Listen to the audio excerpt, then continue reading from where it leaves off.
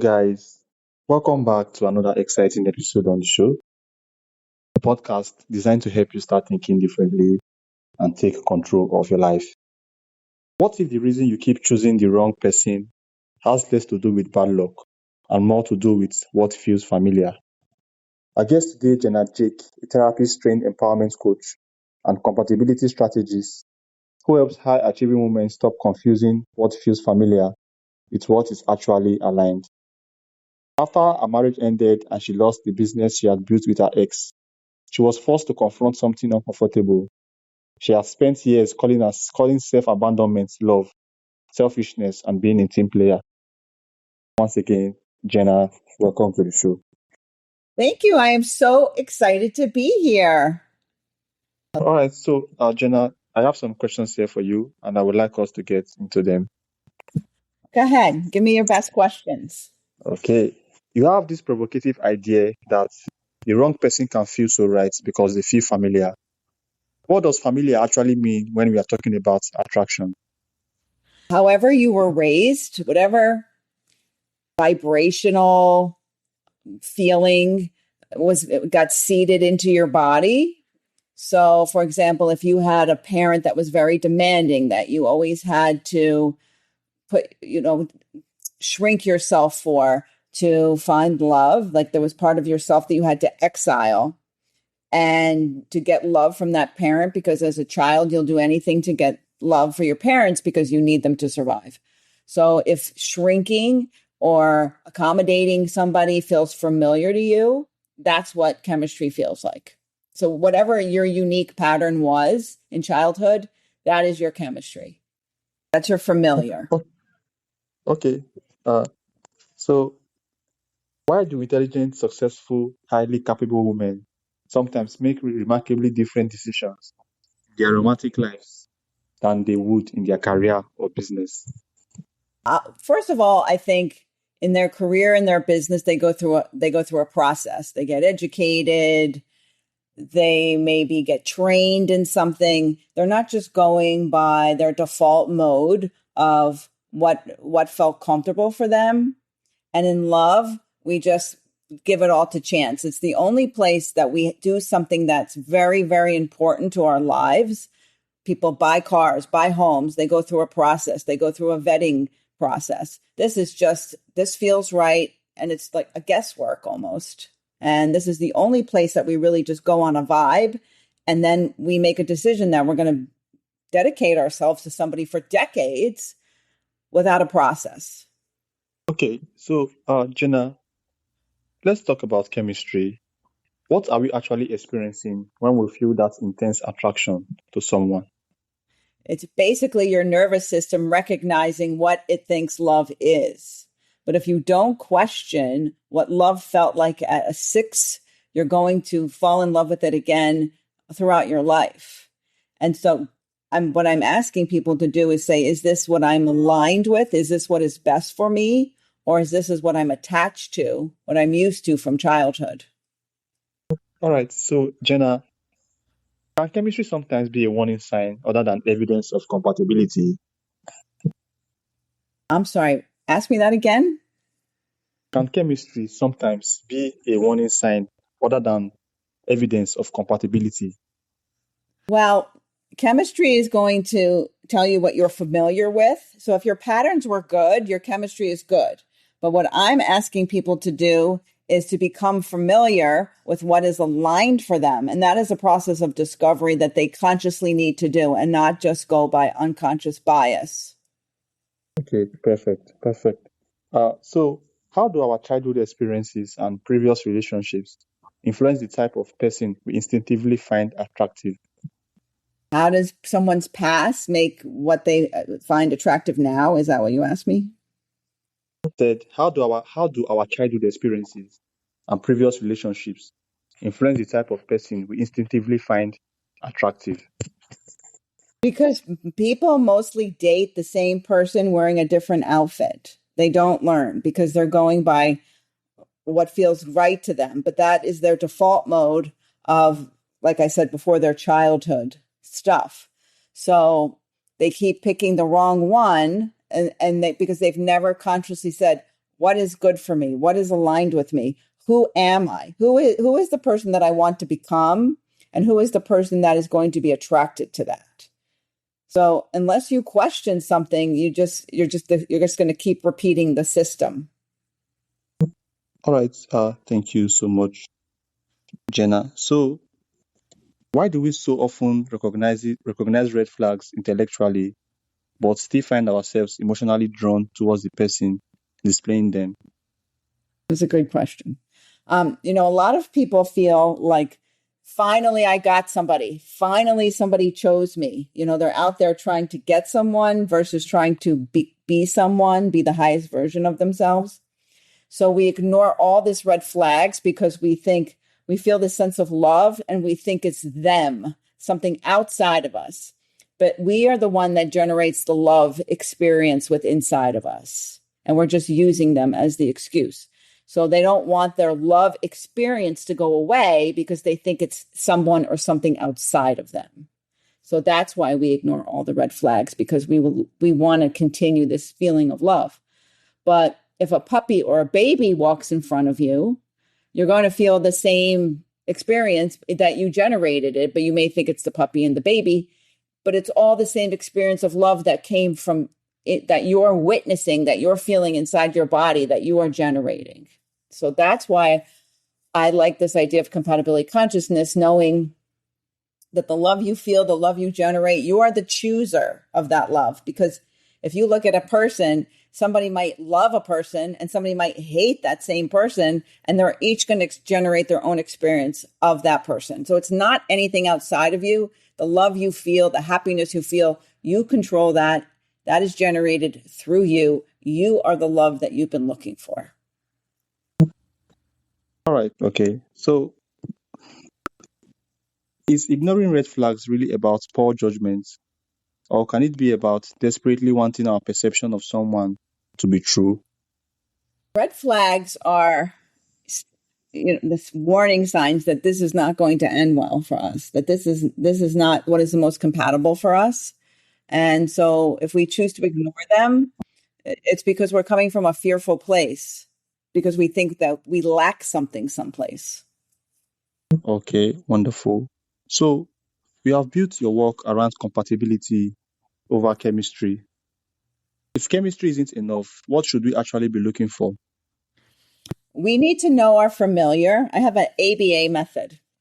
So first is awareness. So you know you're familiar. Know what your patterns are. So you're not going to repeat them again.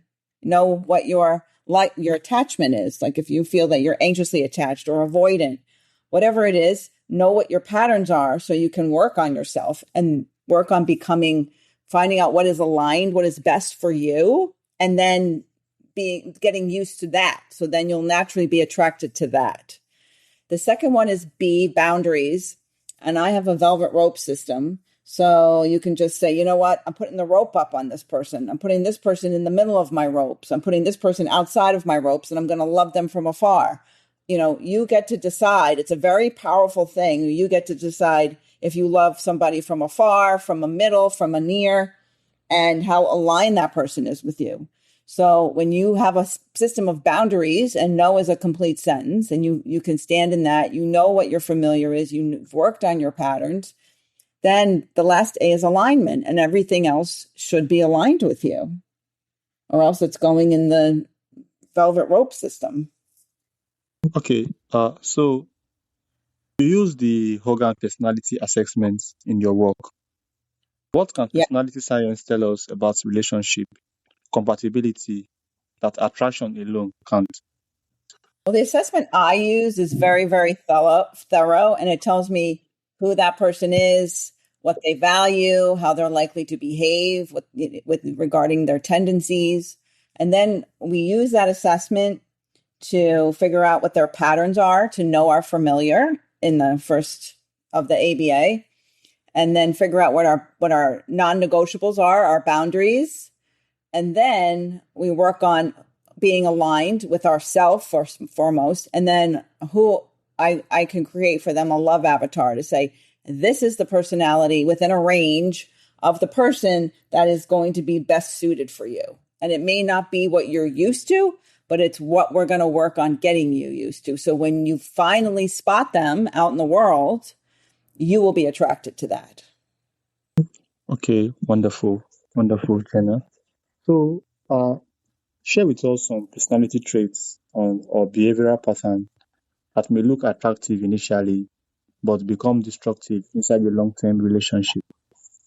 I mean, there's so many, there's people that are come off so polished and perfect, and then the mask comes off, and then they're a disaster. They're controlling, nasty, people that seem like great people because they like to help people, but then they have no empathy.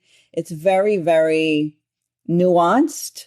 Some people right away, you can sort of know that they have dark energy. Others are better at hiding it. And you might think that somebody is a specific way, but until we assess them and we look at them in a scientific way, we realize, no, they coming off that way, but they're really this way. So unless we look under the hood, we really don't know who we're with. You really don't know somebody. I learned that lesson the hard way.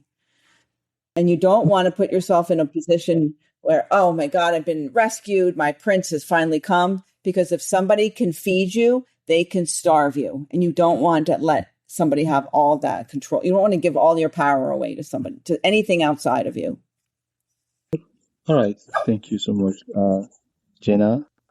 So, my next question for you is: you describe yourself as someone who used to be the queen of setting myself on fire to keep everyone else warm. I think we can call that the people pleaser. Mm-hmm. So when did you Mm-hmm. realize that what you had been calling selflessness was actually self-abandonment? I think I, always had that feeling of like, don't do that, but making everybody else happy was the way I was trained as a child. So that's what I did. I set myself on fire to keep everybody warm and then went to ashes. And people don't really appreciate the lengths that other people go for them. They don't know. They don't really get it.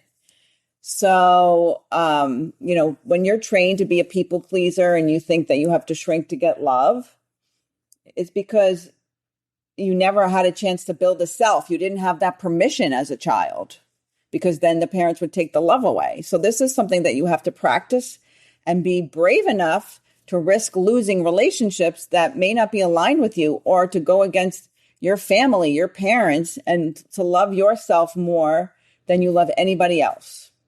And that's when the boundaries have to come out.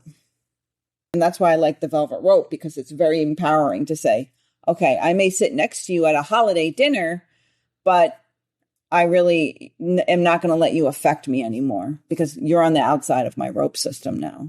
It's all a choice. And so you're the chooser, no matter what you choose. If you choose not to decide, if you choose not to act, that is still a choice. You are still the chooser.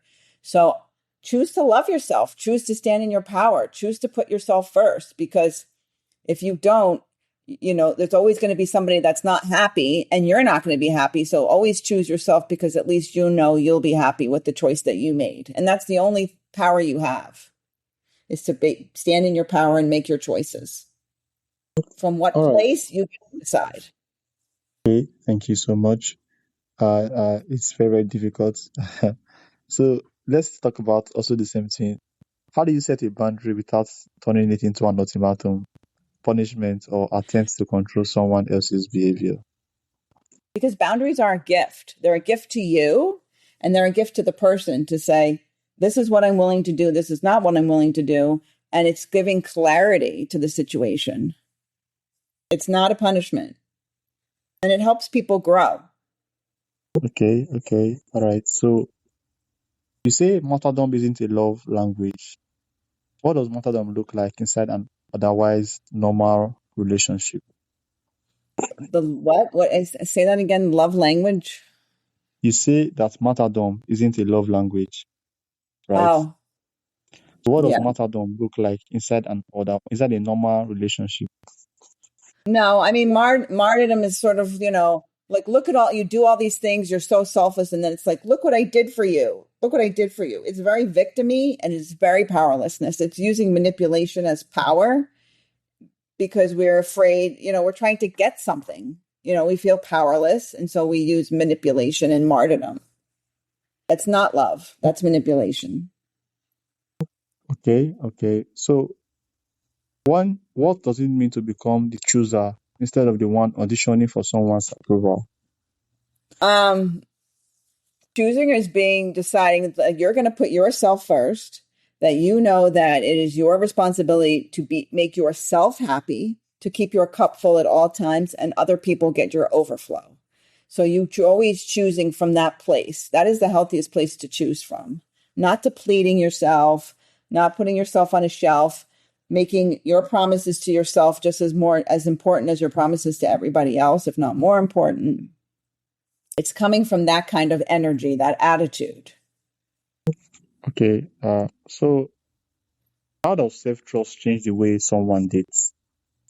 Because you're getting better at discerning. You're saying, no, this doesn't feel right. And you trust yourself. You're not saying, well, maybe I thought this and maybe I thought that. No, this is what I felt. I don't know why I don't even need to know why I felt it. I just trust that I felt this way and that this one is not aligned with me, and something more aligned will come. And if it doesn't, I love me. Your like is extra. Wonderful. Wonderful. So if someone listening right now is currently dating and wondering, how do I know if this person is actually right for me? What questions should they ask themselves before becoming deeply invested? Well, if they're asking that, right, there's a sign. And I'm so glad you asked me that, because I'm putting a book out called Ask Him This 25 Questions to Reveal Who He Really Is. And so that book hopefully should be out within the next week or so. They can email me on my website and ask me about it. So I would start with those questions, the 25 questions that I'm putting out. Something along the lines of like, what happens to you when you get angry? When was the last time you hurt somebody's feelings? Who comes to you, when their world falls apart? Does anybody call you for comfort or for advice? Those kinds of things. But really, I would be asking and then in this particular book, there's the green flag answer and the red flag answer. And then there's the answer of how their answer feels to you. So not only are you monitoring them for their answer, you're monitoring yourself for how healthy you are as well. Because every question has like a mirror part where you have to look at yourself and see, okay, how do I feel about what they said? And where is this coming from, what I'm attracted to, what is aligned with me, or is this coming from my old attachment? Okay, so thank you so much, Jenna. This has been so exciting, honestly. Many people might be considering their choices after listening to this. So, for those who will start thinking, maybe the person that I'm with right now is not the right person for me, and they might start having some troubles, how should they approach that? If they're having relationship troubles, you said? Probably after listening to this and they're having like second thoughts, what should they start doing? Oh, well, I would write down the partner that they really wanted to have and see how close they were to that partner, and then the person who would be attracted to that partner. So they need to become somebody else to have the partner that they really want. They could always reach out to me at my website, jenajake.com, under the contact me page, or, check out this book that I wrote. But they need to figure out what they want and who they are, and what feels aligned. It's called my 4S system. It's safe, seen, supported, and sought after. So if they don't have all four of those, there's an issue in that relationship, and they need to figure out what that is and what they might be able to do differently to create that in this relationship, to see if that's an option for them. All right. So, Jenna, if you have said you are only going to choose someone as healthy as you are, tell us what that means, and what should someone do if they realize they are not yet emotionally ready to choose Yeah. differently?